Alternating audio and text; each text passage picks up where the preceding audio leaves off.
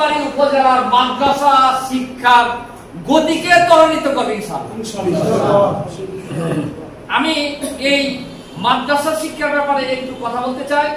আমি একজন জেনারেল শিক্ষিত, তবে বাংলাদেশ ইসলামী ছাত্র শিবির জগন্নাথ ইউনিভার্সিটি শাখায় আমি কাজ করেছি, করটিয়া বিশ্ববিদ্যালয় শাখায় কাজ করেছি এবং 2006 সন থেকে বাংলাদেশ জামাত ইসলামের সাথে সম্পৃক্ত।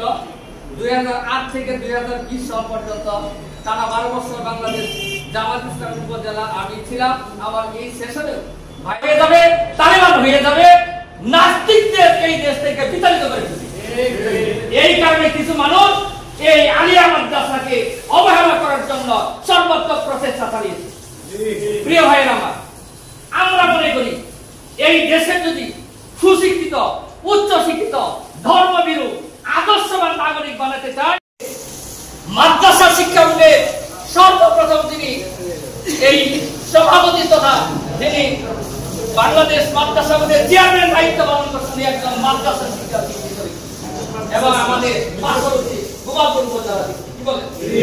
তাহলে বোঝা যায় যে ব্যক্তিটা ইসলামী শিক্ষায় শিক্ষিত হবে, কমপক্ষে তার মধ্যে একটা ঈমান আমল থাকবে, তার মধ্যে একটা নৈতিকতা থাকবে, তার মধ্যে একটা মোরালিটি থাকবে।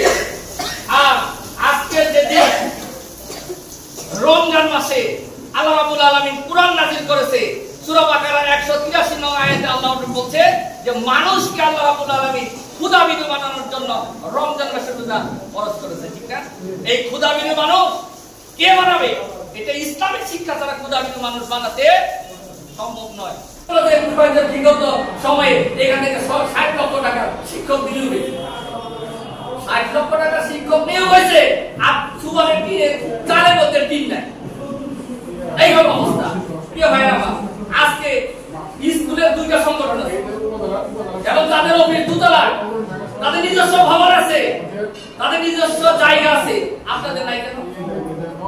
আপনাদের সংখ্যা কম, আপনাদের ছাত্রছাত্রী কি কম? না থাকার একটা কারণ আমি দেখি। মূল্যবান বক্তব্য রাখার জন্য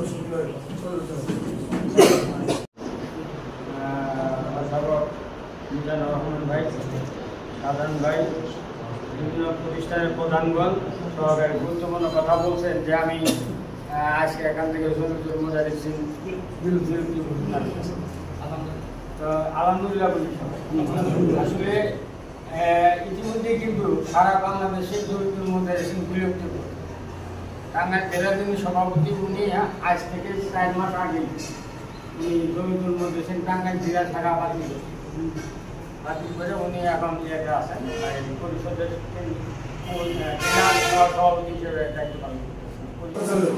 আমরা মনে করি যারা প্রতিষ্ঠান প্রধান আছি বা প্রিন্সিপাল আছি, তারা এই সম্পাদক বা সভাপতি এই পদগুলো না রেখা, যারা বেশি সময় তাদের আছে, 8 বছর 10 বছর 15 বছর আছে, যারা ইয়ং জেনারেশন, তাদের মধ্যে থেকে সভাপতি নির্বাচিত করা, এটা আমার প্রস্তাব।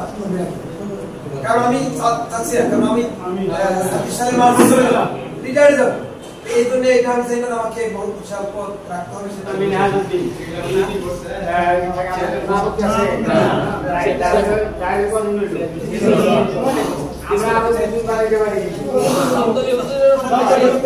আমাদের